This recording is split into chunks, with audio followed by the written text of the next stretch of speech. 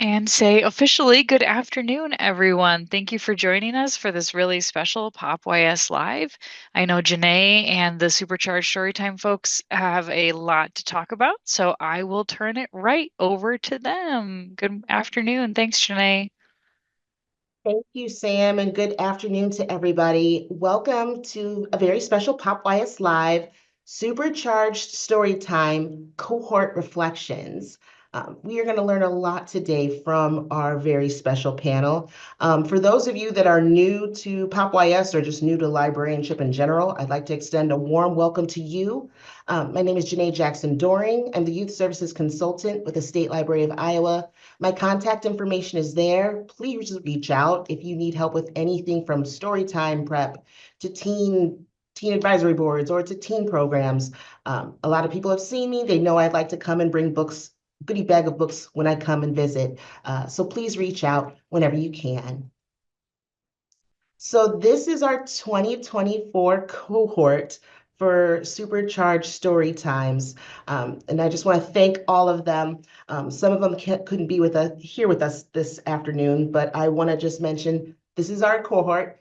Tessa Rowe from Lawrence Public Library, Carly Sewer from Bondurant Community Library, Becca Draus, Marion Public Library, Maggie Schmidt, Carter Lake Public Library, Nicole Straker, Polk City Library, Salma Rios, Sioux City Public Library, Samantha Keith, Ottumwa Public Library, Allison Greiner, Washington Public Library, Julia Hawks from Elkhorn Public Library, Shannon Snyder, West Liberty Public Library, Dawn Meadows, Missouri Valley Public Library, Amy Bachman, Conrad Public Library, Austina Scott from Livermore Public Library, Alexandra Baumhoff from Elkader Public Library, and Elizabeth Lovell Martin from Waukee and West Des Moines Public Libraries.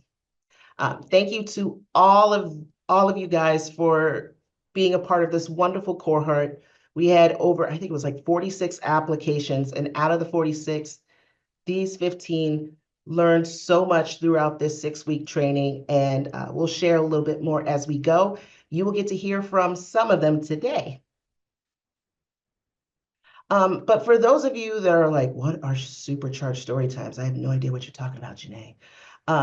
Supercharged Storytimes is a program through WebJunction. It is literally 6 modules, and it's comprised of videos, readings, activities, and self-reflection questions. All of these items are designed to show how to intentionally apply research-based, research-based practices to boost early literacy skills in young children attending library story time. Our cohort went through a lot of these modules, looked at the readings. We had a lot of meaningful discussions, and it was very eye-opening to me, and I was so I'm in such appreciation and awe of what everyone does. Through the Supercharged Story Times, there are 6 modules that we looked at specifically. We looked at an overview and introduction of key elements. So talking about intentionality and bringing intentionality to story time and making your story times interactive. And how do you do that? We looked at early literacy and engaging parents and how do we do that to boost their skills in story times. We looked at vocabulary, how kids learn words, and background knowledge. Background knowledge is what a child already knows about a topic or subject and how they bring those ideas with them into story time. We talked about story time assessment. How do you look at your story times? How do you plan them? Do you execute them? And then do you see what worked, what didn't? Do you think about those things? So we had a chance to look at each other's story times. So some of the cohort had traveled to different cities to look at each other's story times. We talked about equity. How are we making our story times equitable for all families and caregivers? And our spaces, are they welcoming for kids and families? And we also talked about growing a story time practice. So with that, I had a couple questions for all of our cohort. Our first question is, how have you incorporated early literacy skills into your story times? We'll hear from Tessa first, Carly, and then Becca. Oh, great, thanks. So early literacy, this was hard for me to just pick a few things to highlight because it was such a big, broad topic. But one thing that I really got from this experience was I'm more fear-free in my story times with the skills I've been able to pick up. Um, One of the things that really has been so helpful, especially when I go to the daycares, um, I've started to grow more fond of board books for my younger ones, even some who are old enough to maybe be having picture books. But I take the board book so they can, is this the right way we're holding the board book? Oh, it's upside down. And so we'll flip it so they're learning the right orientation for books. Then I'll point to my title and I'll read the title written by. And if I don't do that, they're quick to point out that you didn't tell us who wrote the book, which is so great that they're picking up on that. I'll have them help me turning the page so that they feel like they're involved in the story time. I'll read, the truck goes down the road. Oh, that's a truck on the page. And we go through the whole page, like point out the trucks. What does a truck say? How does a truck drive down the road? Have you seen? And we're able to go through those a lot more. One of the biggest things was we learned during this cohort that children take longer to process your questions and what you're asking of them. So I have really been able to slow down a little bit and give them that time to digest what they have heard and then answer before I just jump right in thinking that they're clueless. It's been super fun to be able to bring that back to my story times. Another thing I've really been able to do is the imitating things in our books. I like to read a lot of farm books because I live out on a farm and most of my kids live out on farms. So I'll pick ones intentionally that have animals that are pretty much the same on every page. So that way I'll go, what is this animal? That's a cow. And it barks, right? No. It moves. Okay, every time I see a cow on a page, can you moo? And it helps keep them interested. It helps them look at the page and really be able to connect more with the story. And we've been starting to do the same songs at our story times so that there's that repetition so that they can join in. And they are pros at head, shoulders, knees, and toes. But mostly it has just been taking everything we've learned, all of these skills, the vocabulary, the background knowledge, everything that everyone else is going to talk about, being able to use that. And I have way less fear now. That is awesome. Just having that no fear, that's amazing. Thank you. And let's see, can we hear from Carly? Yes, hello. I, like Tessa, had a lot of fear going into the Supercharged Story Times. I did not know how to talk to parents to give those early literacy tips. We learned, though, that obviously they are there because they want our help.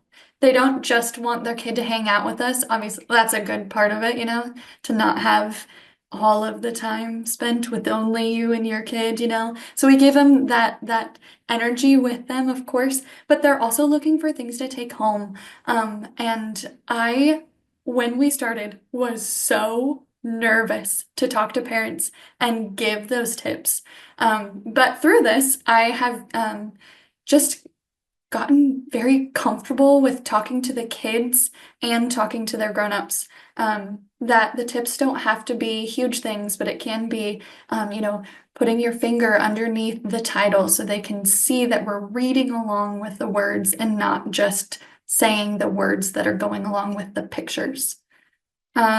We also try to do a lot of sounds in our stories. So if I see a whale, I'm going to do a big whoosh and have everybody do it with me. We're snoring together, we're reading slowly. So just using a lot of our own bodies to show what we're doing in the story. Fabulous. Yes, it can be intimidating, and I'm sure everybody in the audience knows that feeling of, oh my gosh, I'm talking to a parent. Are they going to really take what I'm saying to heart and really use those skills at home? And I'm so pleased that you are not having any fear of talking to parents, since because everyone, it's true what they say, it takes a village to raise a child, and the skills that you're teaching them, it matters. And everyone in the audience, please know what you are teaching, early literacy skills, whether it's showing how to point to words when reading to a child, looking at the words on the book, or even just holding the book right side up. All of those skills, it matters. What you do at your story times, it does matter. And It's been please take really notes as you go. It's been really cool that a lot of the grown-ups who come to my story times have been asking me if I was previously a teacher. I don't have a background in education, but it's because I'm giving the early literacy tips. I'm talking them through the things they can do with their kids. So it's working. That's awesome. Thank you, Carly. Now we'll hear from Becca. Yeah, so one thing I've really learned to incorporate is the intentionality behind everything I do. So with I do baby story times, and I think there's this thought some people have that like, oh, what is baby actually learning? This is more just to entertain them or a social hour for the babies. Um, and I have a pamphlet I hand out that on the back has the 5 early literacy practices. And so in my head before this class, I was kind of like, well, I'm giving them, they have that option. But with this class, I've learned, no, it's good to be intentional and to tell them why we're doing what we're doing as we go along. We're building background knowledge in these children. So not just the print literacy skills with holding the book and pointing to the title and author, but now they're going to know more about a farm and the animals and the sounds. We're building their vocabulary. As Carly said, when we're talking high and low, we're changing our voice. We have hand gestures to go around with it. And so when we're doing songs, we might explain, we're bouncing them for the rhythm to get that practice. So I'm making sure to explain to the adults as we're doing it, like this is important as well. We're doing this so they learn the rhythm of the song. It's also been really good because during our playtime, social is also part of literacy skills, having the conversation. So making sure to ask questions about the stories, even if they're not old enough to fully get it, they're hearing that back and forth. One of the books, it's like Terrace wears a tomato. And so it's, oh, do we wear tomatoes? No. And so having that little conversation, or when we're playing, I have shaky eggs that are all colors. And so sometimes I'll have the little ones toddle up to me and hand me their egg. And so I'll say, oh, is that a red egg? So getting that vocabulary and building their background knowledge with that. It's fun when they start to repeat the colors back to you as well. So yeah, so being intentional, really taking that time to let parents know why I'm doing things and to demonstrate it as well. Fabulous. And especially the why. Why are we holding up shaky eggs? Why are we playing with scarves? What is the why? Why do I bounce my baby in this rhythm? Because they're you're learning, they're learning that rhythm is important in stories. Yes, absolutely. This is wonderful. Thank you, Becca. And if you have questions in the chat, please enter them or comments. We would love to hear them as well. And feel free to take notes because they're offering some wonderful tips that you can use in your story times. Our second question involves vocabulary and background knowledge. And for Maggie, Nicole, and Salma, we were curious as to have the three of you How have you incorporated vocabulary and background knowledge into your story time practice? For those of you that don't know, remember, background knowledge is what a child knows about a topic or subject that they bring to story time. And let's hear from Maggie. Yeah, hi everybody. I wanted to touch on 2 points about this background knowledge and vocabulary and what I've incorporated. The first point is I've done this before, this Supercharged Storytime cohort, but is asking the child at the beginning of story time what they know about a topic. So like last week we talked about sweet treats, like cookies and cakes, like before we did a whole fall unit, and like we just did winter clothes. And so I had always been asking about these open-end questions, but I recently got like an easel whiteboard and I started writing them down. So it also touches on print knowledge a little bit, but I wanted to see me writing it, and that also allowed us to dive a little bit more into that vocabulary, because like when we talked about winter clothes, somebody said gloves, and then I'm like, I can add more. I'm like, oh, something similar to gloves is mittens, and then we could go into discussion of, oh, how are gloves and mittens similar and different? So in using that whiteboard, then kids are also coming up and saying, what does that say, and what does that say? So they're really eager to know what I'm writing. And then a second point that I wanted to touch on, and this is one of the biggest things that I feel like I've really incorporated, is adding nonfiction books to my story time.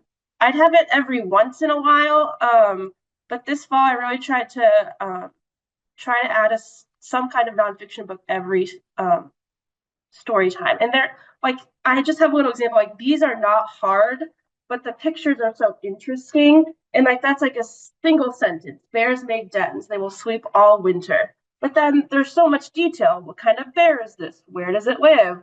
When they sleep all winter, that's called hibernation. What does that mean? And then like the next page is geese migrating. How is migration different than hibernation? And so there were 3 really interesting points about using nonfiction that I just wanted to share with you that blew my mind from the research. It's that conversation with children is more cognitively demanding when reading with adults compared to stories. It's allowed children to talk twice as much about the content. And I really let the kids interrupt me when I'm done with this page, because they usually have lots to say about these pictures. And then the third point, it says, when parents read this type of book, they're more interruptible. So like I said, I just wait, let them chime in. Like there was a pumpkin patch book. I've been to the pumpkin patch. We did this. And then I'll go in and add my experience or a specific vocabulary term that I want to talk about. And that has been really, really fun way to start out our story time. So. That is fabulous. That is amazing. I love using a whiteboard during story time.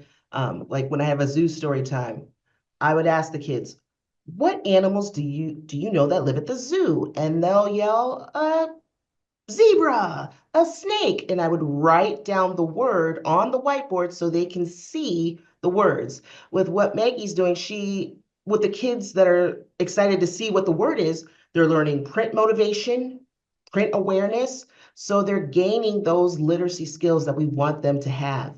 And I love your point about nonfiction books, because it doesn't have to be a huge nonfiction book. She found a wonderful nonfiction book that has a couple sentences on the spread. But if you have a nonfiction book that you want to show kids, you don't have to read the whole thing. You can just talk about the pictures. Have them tell you, what do you think is happening in that picture? What's the animal doing?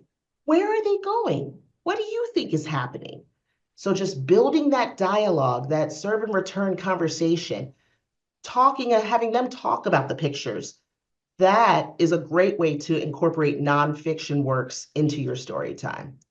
Brilliant job. Thank you, Maggie. And let's hear from Nicole. Yeah, and just to kind of circle back to the nonfiction, just to drive that point home, you do not have to read the book. So you can just find a picture in that book and point to it, talk about that, move on. They don't care. The kiddos are fine if you don't read the whole book. because that can be intimidating sometimes. That also means that you can go to the adult section too, if there's something that you're trying to find a topic on. So you can go into the adult fiction and see what you have there, because sometimes you have a lot more in there. So yeah, so for vocabulary, one thing that I started doing more was pointing to the words, so being intentional about that. Sometimes I did it before, I think, just kind of without thinking, but now I do it very intentionally. And then we talk about, excuse me, I knew that was going to happen, the words there. So, you know, if there's a big word in there, this is why it's helpful to read books beforehand, so you know. But then you can think of words. So the word is enormous for some reason in a book. That's a really big word. What does that mean? Does anybody know what that means? Let's see if anybody does. Sometimes those kids will surprise you. But then you talk about it. So, and you have to make sure you put it in their words too, because you can't say enormous and then say gigantic, because that's really probably not going to help them. But you can say really big. Also, you know, that's gigantic, that's enormous. So you can get a few big words in there.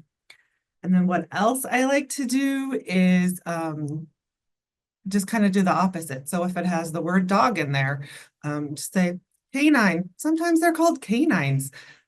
Kittens are called felines, so they can just get that in there. And then I love to change up the words in books that they know really well, because they will definitely call you on it. And then you can go back and, you know, oh, so silly of me. This word right here that you're pointing to is the word Christmas or whatever. And so they know that that word that you said wrong was that word right there. So that really kind of helps them. And again, I like to ask them, you know, we will look at the cover. What do you think this book is about, to get some of that background? Looking at this picture, what do we think is going to happen? Have you ever done this before? Have you ever gone sledding? Who do you go sledding with? And I think it's really important to let the parents know that they can interrupt. Like it's okay that the kids talk. It's okay that they are standing up and pointing at things. I usually only have about 10 kids, so I guess if you had a whole bunch, it might be problematic, but I let the parents know that it is okay that their kids are interrupting me. They're 2 and 3. They're not going to patiently wait their turn. And so it's interactive. And then when they talk, then their friend has an answer as well. So then we get everyone kind of joining in. But just give the parents permission for their kids to do that. I love that, giving parents permission for their kids to talk during story time. It's like they have so much to say and they've just got to get it out. They've got to get it out. And the parents are like, shh. I'm like, no, it's okay. They're engaging with the story. They're engaging and they're using their conversational skills. We want them to do that. So that is awesome. Thank you, Nicole. And now to Salma. Hello, yeah. Like Maggie and Nicole, I've also started using nonfiction books more, but I've also started using the felt board, which used to be my enemy because it's just so big. And one time I did hurt myself on it.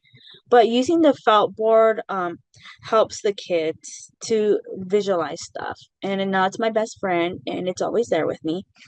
For incorporating vocab and background knowledge, I always ask kids if they know meanings of the words. Just like, oh, what is let's say, like, what does amphibian mean? And just letting them talk it out. I do that more now. I've learned through this that it's okay to let them talk, even if they're interrupting, and it's okay to like go with their flow instead of being like, okay, we gotta go to the next book and the next book and the next book. I also use more rhymes and songs that like contain words that they don't know.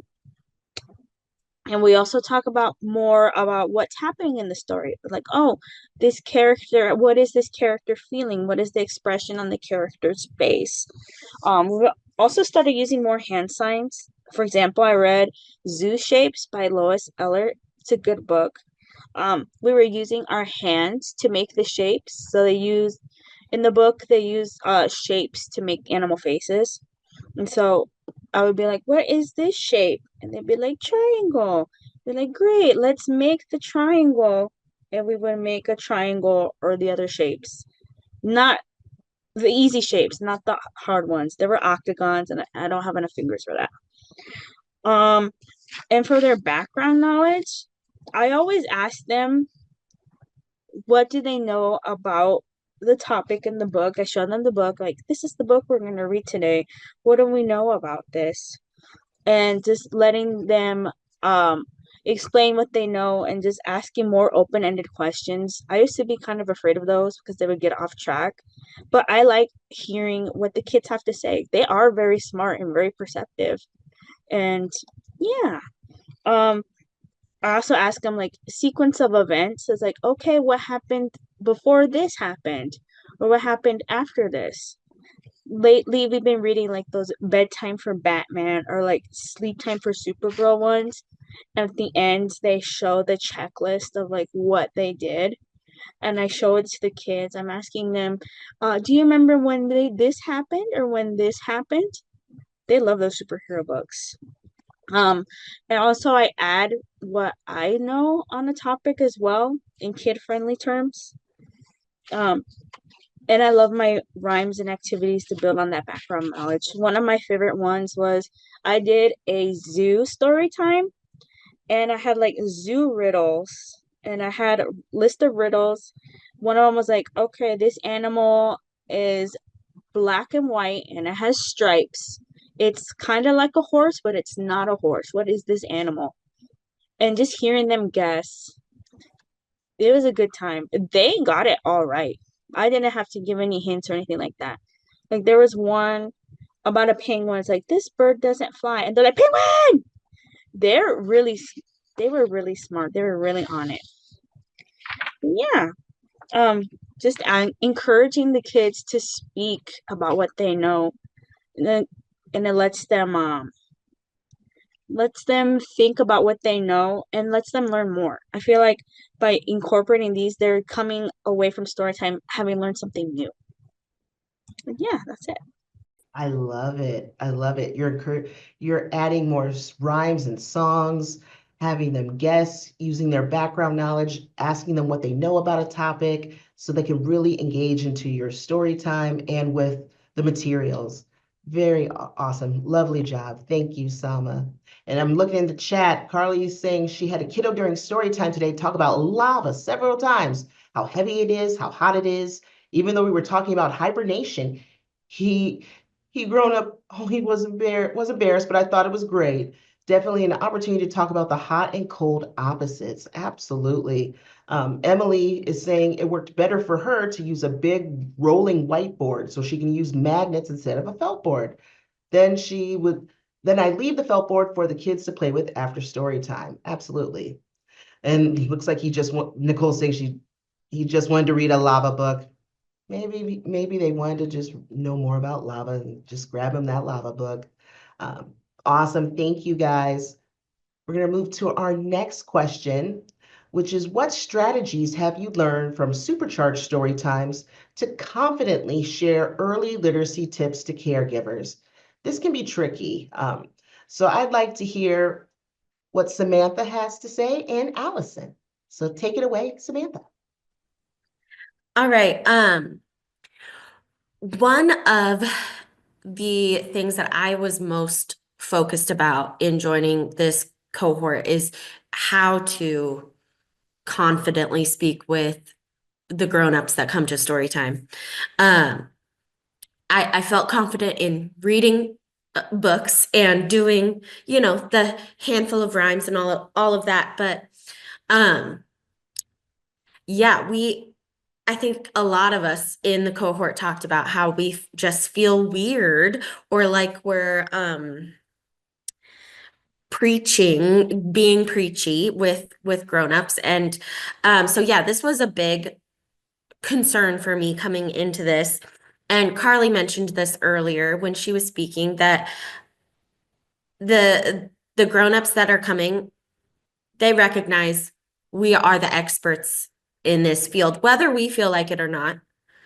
They're recognizing us as the experts. So just kind of getting that reinforcement from the rest of the group was helpful for me.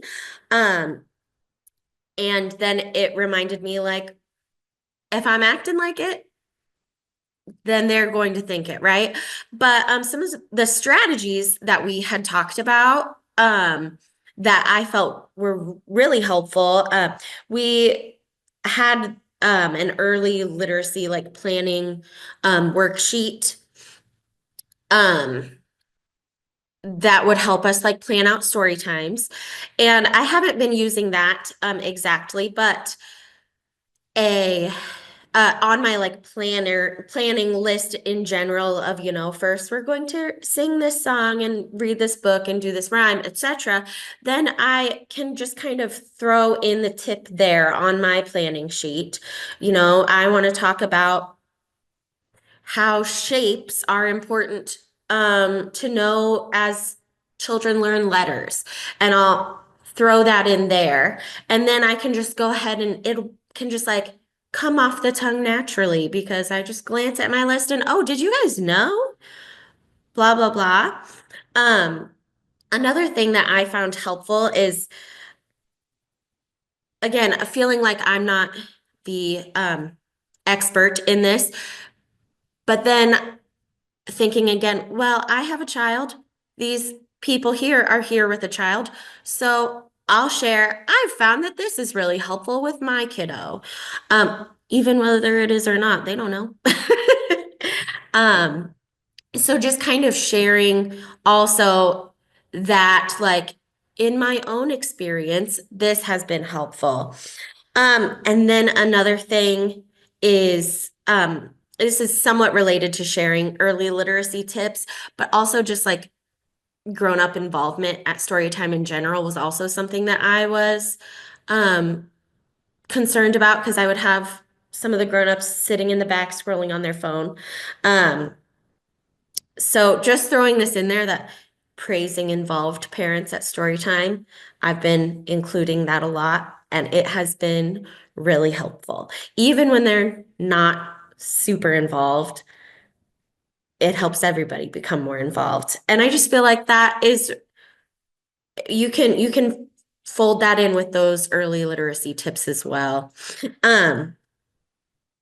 But yeah, I think just having some plans and just reminding yourself we are the expert whether we feel like it or not has been really helpful.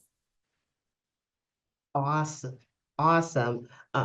The worksheet that Samantha is referencing is the early planning literacy toolkit during Supercharged Storytimes. It's using that worksheet to plan what is the literacy tip you're going to share during your story time. So with shapes, you can say, did you know that when your child is learning how to make a triangle, they're learning how to recognize the letter A as well, because the letter A is shaped like a triangle. So just those little things, having that worksheet to really guide you as to planning what early literacy skill you're going to use and what tip you're going to share is very helpful. And just reassuring parents that, you know, yes, we are the experts. And yeah, this literacy tip helped my child in this way. So sharing those personal anecdotes, like how this helped your child, it may help another parent or caregiver. So thank you, Sam. And next we will hear from Allison. Yeah, I'm gonna kind of also say some of the things that helped me take the emphasis off of me. Even though I am the expert and I am, coming up with those techniques or strategies to share with them. I think sometimes some of these things kind of take the emphasis off of you having to be the one, because one of them is, because we don't want to always sound like we're being pushy or like we know everything, but one of them that I really liked was having like a catchphrase that you say. And so one catchphrase that I often will use is like tip of the day. And I'll often like reiterate it throughout, story time, so that, or tip one of my tips for today, or, whatever, I'll say tip of the day in other story times so that they kind of know it's coming, so that they are used to hearing that and they know like that it's a non-threatening, just, way to share some techniques or tips with them. Or, you could really have any, kind of catchphrase that you want to, use with your own story time, or, use the title of your story time within that catchphrase. But another one that I liked was that you could talk about the tips, or, maybe tell some of quickly like a resource that you use, or I found a really neat web page that has a lot of these great tips. I'd like to share it with you in an email. If you'd love to leave your email, then I would share this with you. And so that way it's not like you came up with it. It's something that is, has been researched, or, that you found or used, and you found that it works for you. So you'd like to share it with them. Another thing I found interesting was using a puppet, so that you're not necessarily the one that's, the puppet could be telling the tips, or you could be talking to the puppet about the tips, but it takes the pressure off of it being you. And, I mean, maybe this puppet is, pushy or not. It's not you, right? So, also, we learned about what an aside is, and I thought that was interesting because I never really had given thought of like what it would be called, but just an aside is a tidbit of information. So, if you're reading through a book, finding something about the book, like a rhyming word, and then you can talk about like, the reason we use rhyming words or how that helps, or, just reminding parents to point out the rhyming words. And, also, one that I really liked was the Strive for Five. And I kind of like just like little things that I can keep in my head, because sometimes I'm busy doing the story time and I'll be like, okay, now, if I have that planning worksheet and I write like Strive for Five, then I'll know, that there's that, pattern of five. So like the repeating, or, talking to the parents about like, that importance of the repetition, or the asking and the answering, just any, little tip that you can give them. Or I also know that like when you give them positive reinforcement, so maybe it's even that you're giving positive reinforcement to the child, like I love the way that you echoed after me, or whatever it might be. Then you're reinforcing that what the child is doing is something that's going to be helpful, or that's, going to help them. And then, or maybe I like the way that you followed your parent when we did this, movement exercise or something. And then the parent knows that they're a piece of that as well. So, but this was actually, I was like Samantha too. This was one of the areas where I was wanting to get some more information, just because, I might be like, hi to the parents and welcome, I'm so glad you're here, but to really make them feel like they're a part of it. And they obviously took the time to come to story time because they want their child to gain something from this. And so, really making it worth their time and worth, a learning experience, I think is really beneficial to not only the child, but just to the parents, to reinforce that they're doing something good for their child. Absolutely. I love how you talked about asides and explaining what an aside is as a literacy tip.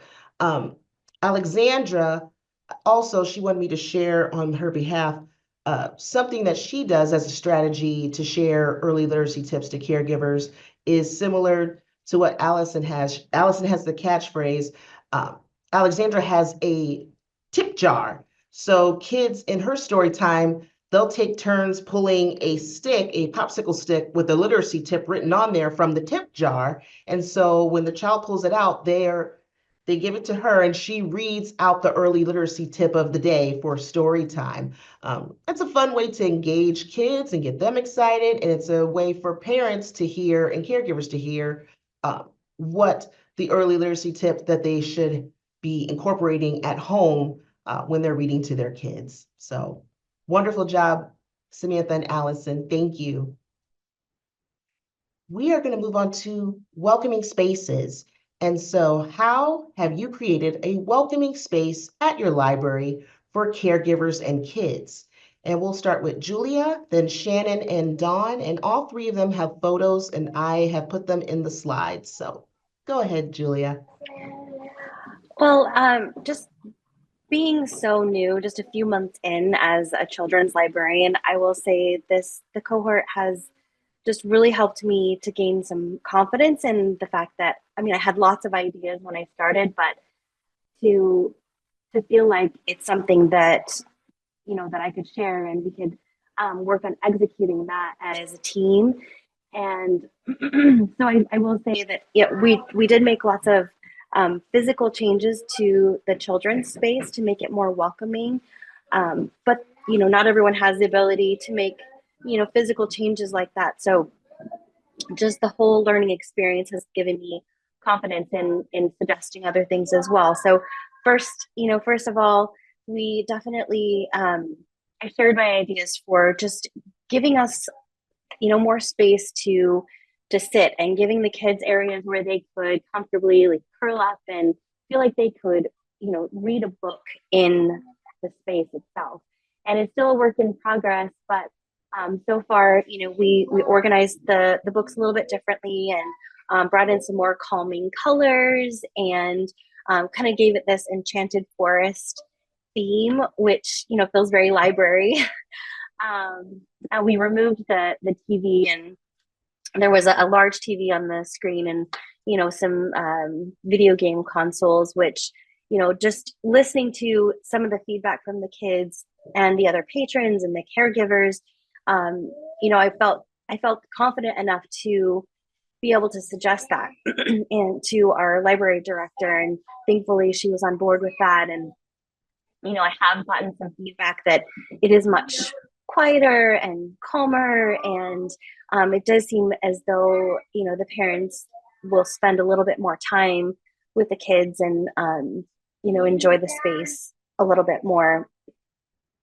And on top of that, when I first started a few months ago, we didn't really have a dedicated story time at the library itself. We have some outreach, the daycare.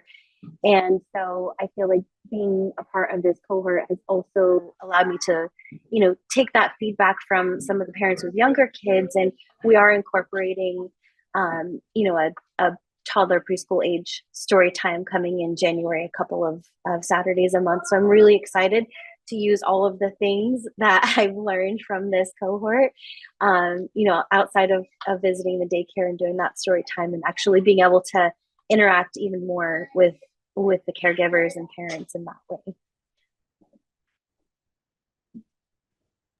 This is lovely. I have to ask, the Enchanted Forest, is that a backdrop or is that like, is it a stuck on wallpaper or? Yeah, I wish I had a better picture of that. But yes, the mural itself was wallpaper panels. So we put up wallpaper panels, and they were on that previously. If you look at the before picture on that bright green wall where the computers are, and the blank, kind of that blank wall, we put that up there, and it just added a lot of depth. And then we found those beautiful butterfly chairs, which just like fit so perfectly there. But yeah, it's a really cool mural. Very enchanting, very nice. If you can, could you please put that web or the wallpaper in the chat if you have a link to Amazon or whatnot, because I'm sure people would be interested to see where if there's any other wallpapers that might be interesting to purchase. Oh yeah, and it wasn't too expensive, and it just the labor part. I would say I was worried about doing wallpaper because I've done it in my house before and it was a nightmare.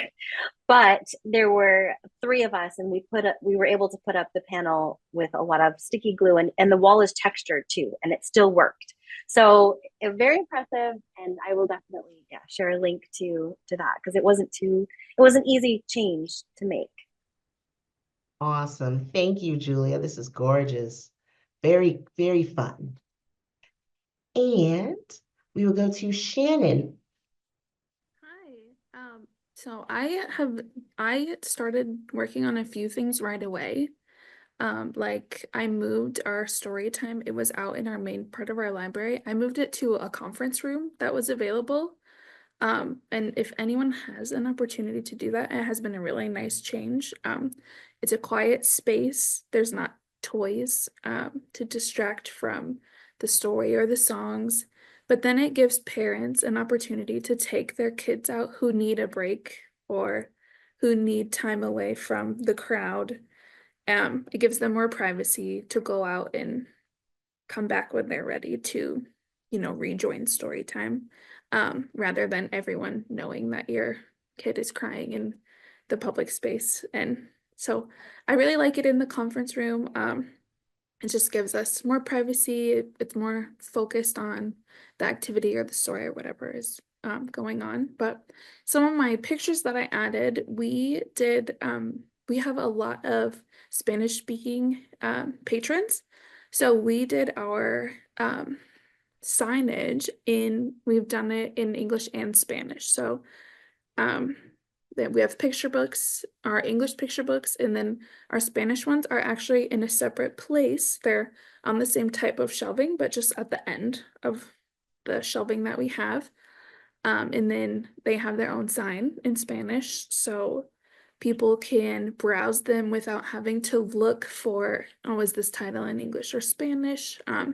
And then our Spanish books all have a yellow label cover rather than a clear one. So if it gets mixed up or you just need a quick grab, it's also helpful for shelving. We can sort stuff way easier as workers. But so we have bilingual signage up. I also started ordering and putting on display books that we have in English and in Spanish. I've noticed that a lot of kids like to read what their friends are reading. So families can take home, oh, we have Olivia in English and my friend read it, but my parents don't, read English, but we can check it out in Spanish and then I know what happened in the book and I can talk to my friend about it. So I've been doing a lot of ordering for popular English books. I've been trying to find them in Spanish, and here's a couple more. So we like to change out the displays every once in a while of like what we have, a combo of. Some other stuff we've been doing is hanging up kids' art. Some of the library assistants had done some art, like just a project, like a program that we ran, and they hung up their art just, to put it on the wall. And the kids were like, well, can we hang up our art? So it kind of, makes the patrons who come over and over feel more like, this is their home, this is their space too, not just ours. So yeah, we have a lot of requests for hanging up, and I'll take it down every so often and lay it out on the front, and then kids can pick it up if they notice that it's theirs, if they want to take it home. So they have the opportunity to take it back once we take it down, but it's always full. The wall is always full of art. And then the last thing that I wanted to bring up was something that I didn't expect would be helpful. We only have 4 full-time staff members, and we've never had like a full-time staff meeting, but we started doing them last month after I asked if we could. I'm fairly new. I just started in the summer at the library. So I asked if that would be something that they would think would be beneficial. So we started doing full-time staff meetings, just the 4 of us.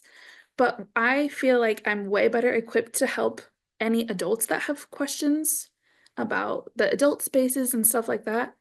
And then I also feel like if I'm not here, now that we have those meetings and they know about my programming and what's downstairs, that they're better able to help people. Like if I'm gone, they're better able to help the littles, show them where the books are that they like.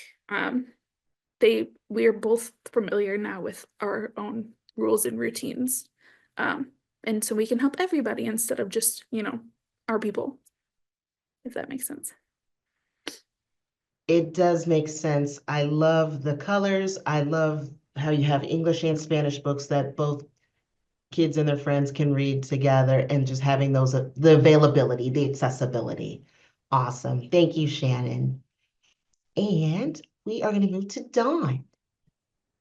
So yeah, our library is a historical building, and so I haven't been there. I've only been there about 1.5 years, and I haven't really had the opportunity to, make our space super colorful or anything like that. But one thing that I do. This is kind of just pictures of how I generally set up our story time. And one of the things we have is a super comfy little semicircle couch, which is very cozy. And that's where we do our story time. And then I set out activities on the tables that are just kind of, after we're done, they're just open-ended, kids can explore.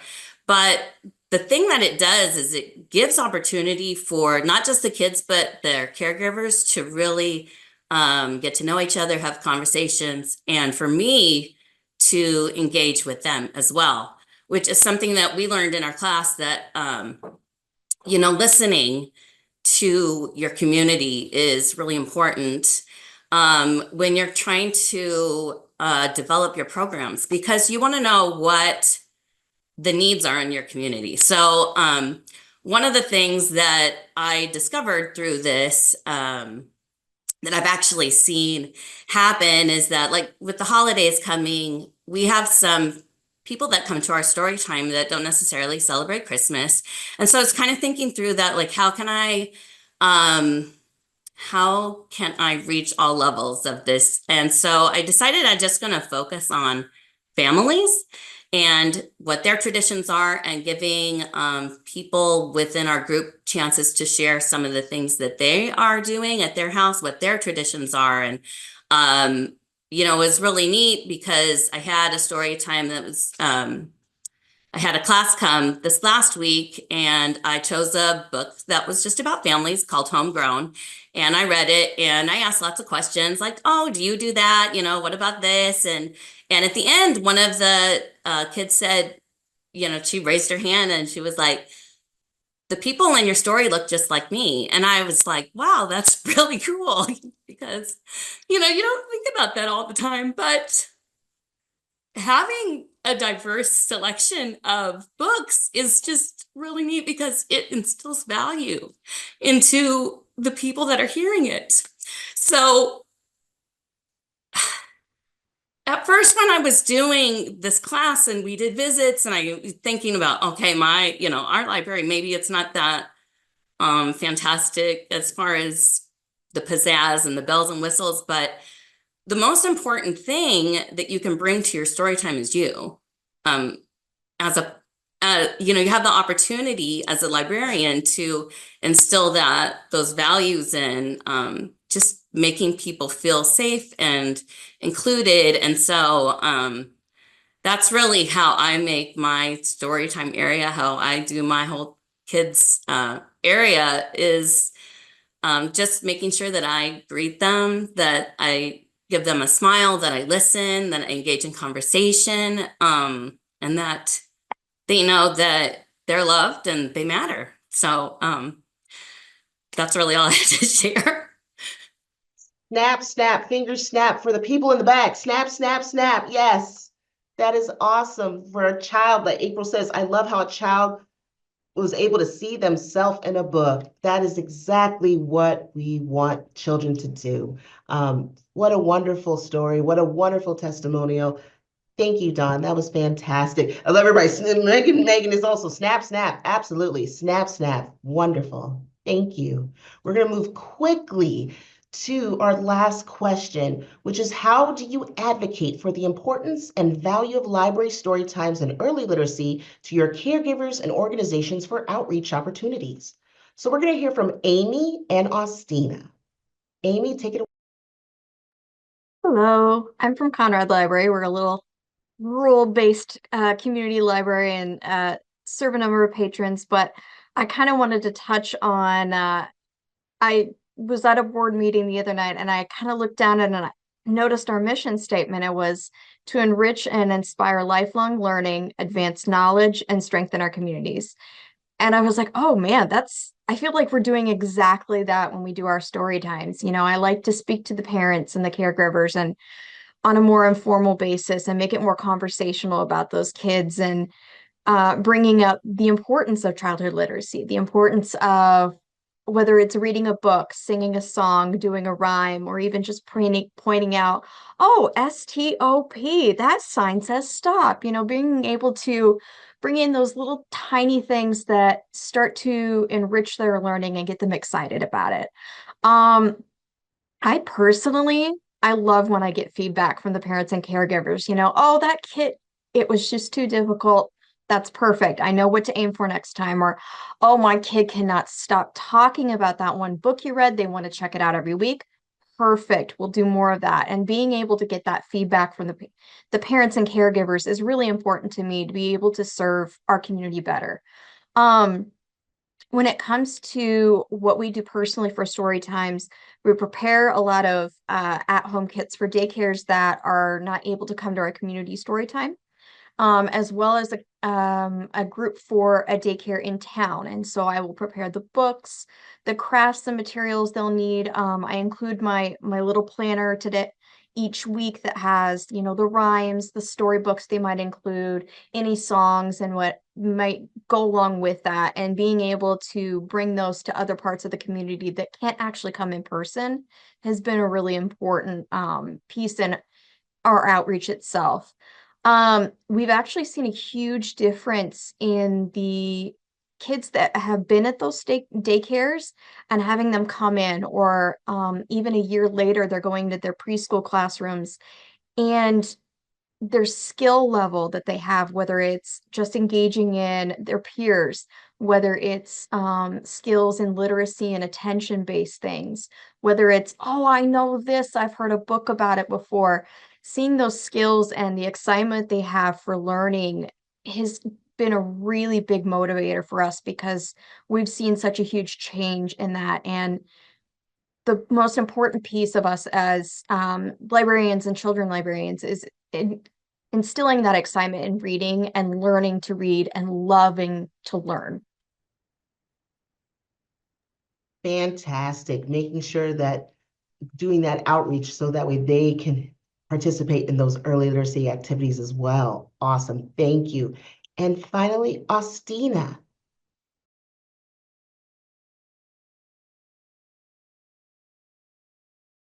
There it is. Now you can hear me. So previously they had not been having a story time really consistently with any kids showing up. And so over the time that I've been here, we started in on the going to the daycare. I got them to come to me once, and then I started going there. And then we were able to start doing the story time sheets that tell the parents, what book did we read? What craft did we do? We did, like, why are we doing this? So a lot of times the craft will go with the book. And so we're retelling the story either with the craft or things like that. So, just communicating to the parents why we're doing it and what we're doing. And then we've been having little at-home activities to go along with it on the back for the parents to be able to kind of participate in with the same types of things to promote those skills at home as well. Excellent. Yes, reinforcing those early literacy skills at home, giving them the materials and opportunities so that way they can duplicate, do the same, continue that early enrichment at home. Fantastic. This panel did a wonderful job. You guys did a fabulous job, and you've learned so much. And I'm so happy. I'm so happy that you have gained so much, and you're already doing these wonderful skills in your library. So I just want to say thank you to all of you. You guys have done tremendous. Hopefully we will be offering this hopefully in the fall of 2025. That is my hope, because we had such a large application pool. It tells me and it tells us that there is a need for this. And I'm very, very excited to see what's going to happen in the future. Just really quickly, because I know we're pushing time, for upcoming events on your screen, there's a plethora of stuff coming up. December 17th, we got Check It Out from 11 to 12 next Tuesday because of the Christmas holiday. So make sure you register on Workday Learning. We've got January 8th, we're going to have our next Pop YS Live. It's going to be Supersize It, Summer Planning for Small, Medium, and Large Size Libraries. Basically, I'm going to have a panel of different youth or different librarians, either their directors or your children's librarians. They're going to talk about how they plan for summer reading, whether they're an A-size library to an E-size library. But you can learn tips and tricks on how they have planned summer reading, how they deal with stress during summer reading, and basically what's their favorite programs for summer. And maybe this will help you give you some inspiration as well. That's going to be from 1 to 2 on January 8th. Register on Workday Learning. Sam's already got the links. January 13th is the next summer reading office hours with me. We had a wonderful panel yesterday that came. So the next summer reading office hours is going to be from 10 to 11. It's just coming in, just on Zoom, talking about what you need for summer, and just youth librarians sharing ideas, crafts, inspiration, Pinterest boards, whatever you need.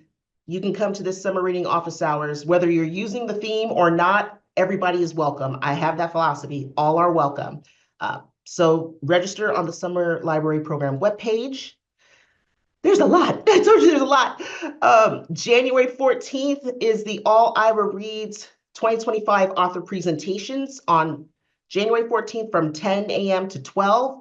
We will hear from all 3 winning authors for All Ira Reads 2025, and you'll get a chance to ask them questions. So that's going to be awesome. Register on Workday Learning for it. And January 14th, iRead is doing another resource guide deep dive. So they're going to dive deep into that resource guide and teach you some tricks, some new things that people don't really look at when they look at the resource guide. So Becca from iRead is going to go over some things that you can do in that resource guide to help you plan your summer reading for 2025. And you'll just register on the State Library's Summer Library Programming page. Sam, I think I covered everything. I think I got it. I think I I sure did. think so. Thanks everyone for coming. I want to say a really big thank you to our cohort members. We did have a couple folks that Yes. couldn't be with us today. To me, it was so exciting. I got to help Janae run a few of these. It was so exciting to hear someone say the words, I learned this thing and then I made this change and things were better for it. And that's always what we want from any piece of training that we do. So the Supercharged Storytimes program through OCLC is a free course. Anyone can take it through WebJunction. Like Janae said, I very much hope that we can offer this again in the future. So if you learned something here and you want to be part of it, make sure you apply when we do this again next fall. But again, thank you to our panelists today. We knew this was going to be tight for time, and indeed we're 4 minutes over. So we'll go ahead and say goodbye. Oh no, Janae's got one more thing, I've and got it is one very more important. thing. Also, mark your calendars. We're going to have STEM fairs and summer reading summits all throughout March, where yours truly is driving to all 6 locations in March to present the STEM fairs on one day and summer reading summits the next day. We are looking for proposals. So if you would have an awesome STEM program in your library that you're doing for kids and teens and you want to talk about it, apply to present at the STEM fair. All proposals are due by 4:30 p.m. on January 10th. If you want more information, email me and I'll get that application to you. Yes. I'm going to post the link to the STEM Fair webpage in chat as well. You can find it on the State Library website. However, I just realized we did not put the call for proposals link on there. So I will do that as soon as this webinar wraps up. And you can find the link for the proposals there as well. So now, official goodbye. Enjoy the rest of your day, everyone. I hope it's not too snowy where you are, or it's the right amount of snowy. I personally am hoping for snow this weekend to get out of a few social commitments, but we'll see if the introvert gets her wish or not. So take care, everyone. Have a great rest of your day. Bye-bye. Thanks, guys.